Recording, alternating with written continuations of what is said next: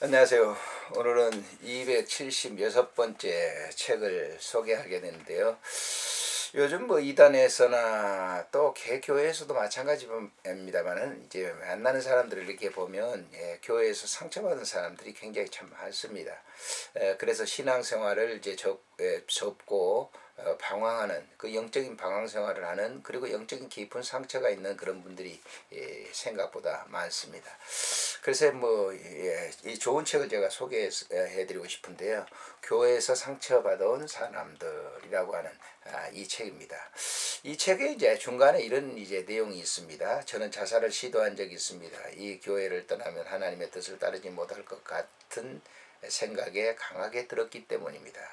그 조직을 떠난 뒤 어느 정도 정상적인 생활을 돌아가기까지 2년 정도 필요했습니다. 그것은 마치 가족 중 한 사람의 죽음을 맞는 것과 같은 경험이었습니다. 그 모임에 이모는 제게 무섭게 경고했으며 다른 사람들은 저를 위협했습니다. 저는 죄를 범하고 있다는 말을 들었고 그 때문에 두려움이 떨며 지냈습니다. 하나님께서 왜 이런 상황을 주셨는지 알 수 없지만 이제 그 어려움을 극복하고 나니 같은 어려움을 겪는 사람들을 도울 수 있게 됐습니다. 이런 이제 글들입니다. 그러니까 이제 그런 이제 한 단체에 들어가서 참 오래된 그 교회들을 섬기면서 그런 일이 있었는데 자꾸 그 공동체 내에서 상처를 주기 때문에 이런 이제 자살 시도까지 하려고 하는 그런 일을 경험했다라고 하는 것. 이 책은 이제 로날드 인로스라고 하는 분이 있었는데요. 캘리포니아 웨스트몬트 대학 사회학 교수이고 종교와 이단 연구의 전문가입니다. 그러니까 이단과 신종교의 미혹, 젊음, 세뇌, 그리고 극단적인 이단, 그리고 이단적인 그런 교회들이 굉장히 많죠. 오늘날도 지금 굉장히 많지 않습니까? 이단 교회들이 정말 판을 치고 있는 거죠. 거기에 한번 빠져들게 되면 나오기가 쉽지 않고, 기성교회도 마찬가지입니다. 거기에서 상처받은 사람들은 치유되기가 굉장히 쉽지 않다라고 하는 그런 얘기입니다. 그래서 이분이 이제 쓴 이제 서문을 보면은 이렇습니다. 물론 책을 좀 읽으신 분들은 다 아시겠지만은 서문에 보면은 이제 어떤 내용이다라고 하는 것을 얘기하고 있죠. 이분도 역시 이제 이 책을 읽어 나가면서 독자 여러분들은 카랄로스, 세실리, 스티븐, 브리치드, 피터, 그리고 엘렌이라는 사람을 만나게 될 것입니다. 그들은 모두 정도 차이는 있지만 영적 학대를 경험했으며 그의 상황은 다양한 모습으로 회복을 보인 사람들입니다.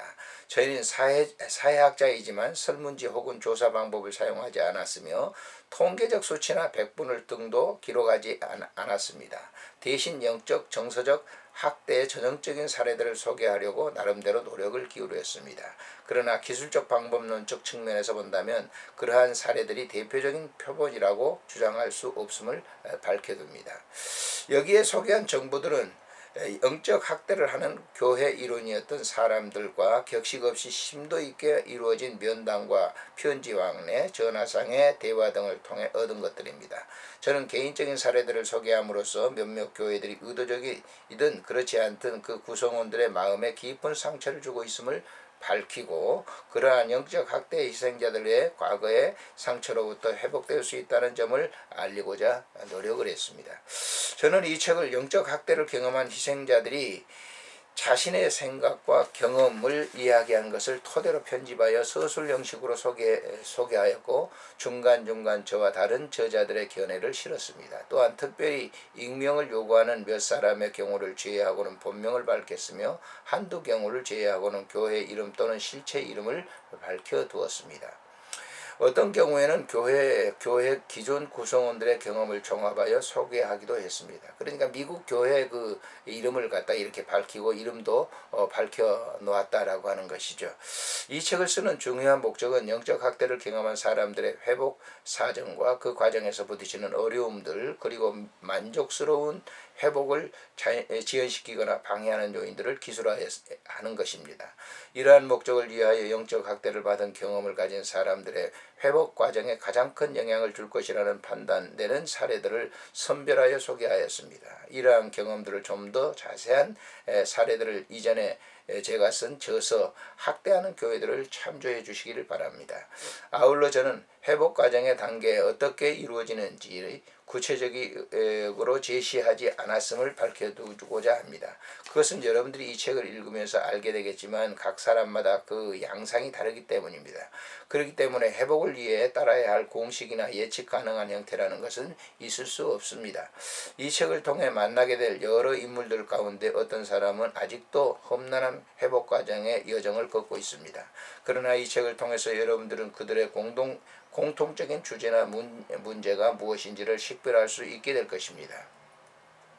이로써 영적 학대를 경험한 희생자들과 그들의 가족, 친구들 그리고 상담자들께서는 영적 학대의 아픈 상처를 회복하기 위해 필요한 실마리를 찾아내는 데 도움을 받을 수 있으리라 믿습니다. 영적 학대를 경험한 사람들의 이야기는 그러한 경험을 하지 않는 사람들로부터 믿을 수 있는 이야기라고 치부되거나 별로 심각하게 받아들이지 않는 실정입니다. 한때 영적 학대를 받은 경험을 가지고 있는 쇼 하우라는 이러한 실정을 다음과 같이 지적합니다. 회복 과정에서 가장 고통스러웠던 감정은 제가 말하고 생각한 것이 무시됨으로써 생기는 자아 존중감의 상처였습니다. 저는 마치 제가 아무런 가치도 없는 존재이며 저의 존재를 아무도 알아주지 않는다는 느낌을 받았습니다. 그러나 저는 가치 있는 존재이며 엄연한 존재하고 있습니다. 이러한 일들은 이름과 얼굴, 감정 그리고 삶을 가진 제게 실제로 일어났습니다. 제가 소망하는 바는 저를 포함하여 저와 같은 경험을 가진 사람들의 이야기가 이 책을 통해서 널리 알려졌으면 합니다. 이 책을 통해서 저는 영적 학대의 경험을 가진 침묵하고 있는 많은 사람들의 대변자 역할을 충실히 하고자 노력을 했다라고 이렇게 저자 서문에 밝히고 있습니다. 차례를 보게 되면 모두 8가지인데요. 이제 자유를 찾아서, 두 번째는 터널이 끝나면 빛이 보일까요? 세 번째는 삶을 누리고 싶습니다. 네 번째는 은혜가 필요한 사람들에게, 다섯 번째는 얘들아 돌아오는 성탄절에는, 여섯 번째는 부러졌다 회복된 뼈가 더 단단한 법입니다. 일곱 번째, 주님은 잃어버린 자녀를 찾고 계십니다. 여덟 번째, 은혜와 비길 것은 아무것도 없습니다. 부록에 있어서 회복 과정의 이슈들, 상처로부터 회복된 사람들의 체험담, 이렇게 소개하고 있습니다. 참 오늘날처럼 이렇게 이단 그리고 교회에서 상처받는 사람들이 많은데도 별로 없었던 것 같아요. 그래서 이제 이렇게 물론 저도 사역하는 그 기간 동안 그런 사람들이 있었을 거라 저는 생각을 합니다만은, 교회에서 상처받은 사람들은 다시 치료해 주지 않는다고 하면 이제 암에 걸린 것과 같은 그런 것이기 때문에 결국 그 일을 통해서 정말 어려움을 당하게 될 수밖에 없을 것이다 라고 하는 생각이 듭니다. 주변에 이런 교회에 상처받은 사람들이 있다고 하면 이 책을 또한 소개할 필요가 있고요. 또 그들에게 이런 이제 좋은 사례들의 책을 많이 접하고 이런 그 사실들을 통해서 또 그들과 상담을 해주고 치유해 줄 수 있다고 하면 얼마나 좋을까라고 하는 그런 생각을 해봅니다. 안녕히 계십시오.